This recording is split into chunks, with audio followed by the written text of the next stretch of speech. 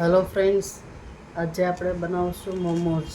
મોમોઝ બનાવવા માટે પહેલાં તો આપણે લઈશું મેંદાનો લોટ. આપણે જેટલા બનાવવા હોય એટલો લોટ લઈ લેવાનો. આટલો આપણે મેંદાનો લોટ લીધો છે.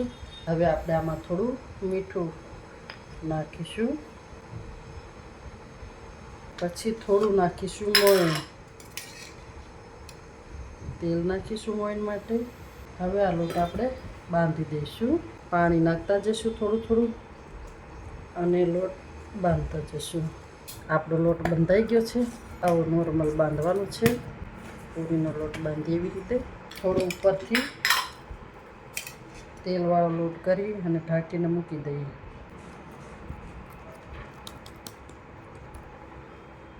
ત્યાં સુધીમાં આપણે શાકભાજી સુધારી લઈએ. ચાલો, હવે આપણે શાકભાજી બધું સુધારી લીધું છે. આ છે આપણે મકાઈ, આ છે આપણું ગાજર, આ ડુંગળી છે, આ ધાણા છે, આ કેપ્સિકમ, આ પનીર છે.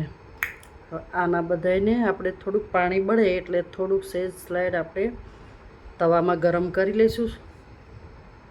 જશું ગેસે. ચાલો, હવે આપણે શાકભાજીને બધાને તેલમાં થોડું ફ્રાય કરી લઈશું. એના માટે આપણે કઢાઈ લઈશું અને ગેસ ચગાવીશું. એમાં થોડું સેજ તેલ નાખશું. બહુ ઝાઝું નાખવાની જરૂર નથી, એક થોડું તેલ નાખીશું. આવી રીતે કરશો તો મોમોઝ મસ્ત લાગશે, સારા લાગશે, સ્વાદમાં પણ સારા બનશે. આ ગાજર છે એને આપણે એડ કરી દઈશું. આ કેપ્સિકમ છે એને પણ એડ કરી દઈશું. આ ડુંગળી છે એને પણ એડ કરી દઈશું. હવાને પાણી બળી જાય ત્યાં સુધી બધું જ શેકવાનું છે તેલમાં. મકાઈ આપણે અત્યારે નાખી નથી. આ મકાઈ છે, મકાઈ થોડી નાખશું. મારા બાળકોને બહુ નથી ભાવતી એટલે ઝાઝી નથી નાખતી. હવે આ છે રેડ સોસ, એ પણ થોડો નાખીશું. આ છે ગ્રીન સોસ, એ પણ થોડો નાખીશું. આ ડાર્ક સોસ છે એ પણ થોડો નાખીશું. અને આ છે શેઝવાન સોસ, એ પણ થોડો નાખીશું. અને હવે આને હલાવી લઈશું. અને હવે આપણે થોડું મીઠું નાખીશું. આને પકાવવાની જરૂર નથી, પણ આમાં પાણી હોય એટલે થોડું બળી જાય તો સારા બને છે. અને આવી રીતે બનાવશો તો મોમોઝ સારા પણ લાગશે. કાચા સલાડમાં પણ બનાવી શકો છો. કાચો સલાડ ભરીને પણ આ ટેસ્ટી થશે. હવે આમાં પાણી બળી ગયું છે એટલે ગેસ કરી દઈશું બંધ. અને આને થોડું ઠંડુ થવા દઈશું. પછી આપણે આ ધાણા અને આ પનીર પછી નાખશું. હવે આપણો મસાલો ઠરી ગયો છે. એની અંદર આ પનીર નાખી દઈશું. આ પનીર ઘરે બનાવેલું છે મારું, મેં ઘરે બનાવ્યું હતું, ઘરનું પનીર છે. આ છે ધાણા ઉમેરી દઈશું. આપણો મસાલો રેડી છે. હવે આપણે આ લોટ જોઈ લઈશું. આપણો લોટ મસ્ત બની ગયો છે.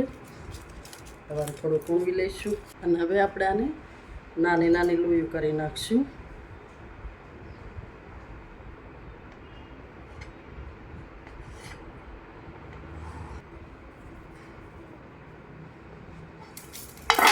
અને હવે આમાં થોડો લઈશું કોરો લોટ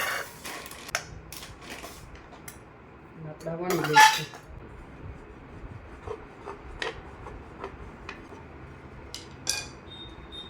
આમાં ભરીશું મસાલો.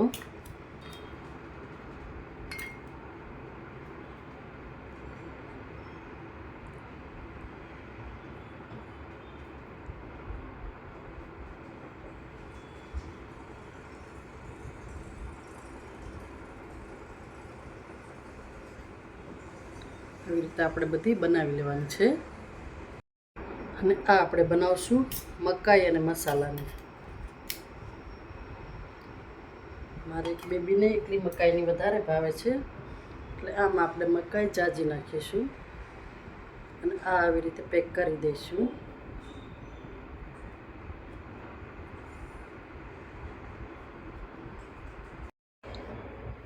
ચાલો હવે આપણા બધા મોમોજ બની ગયા છે અને આને વરાળે બાફી નાખીશું.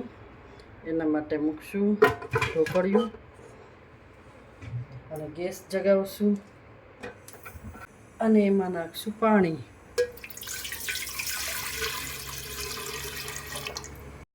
પાણી ઉકળવા દઈશું. ત્યાં સુધીમાં આપણે આ ડીશમાં તેલ ચોપડી દઈશું. આમાં તેલ ચોપડી દઈશું એટલે આપણા મોમોજ ચોટે નહીં અને આને મૂકી દઈશું. હવે એક એક કરીને આપણે આમાં મોમોજ ગોઠવી દઈશું. આમાં આપણા મકાઈના મોમોજ પણ છે અને સ્લાડવાળા પણ છે. ચલો હવે આને ગોઠવી દીધા છે. આપણે આને ઢાંકી દઈશું. હવે આપણે થોડી વાર પકાવવા દઈશું આને.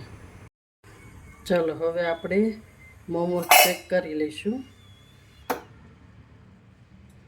ખોલીને જોઈએ.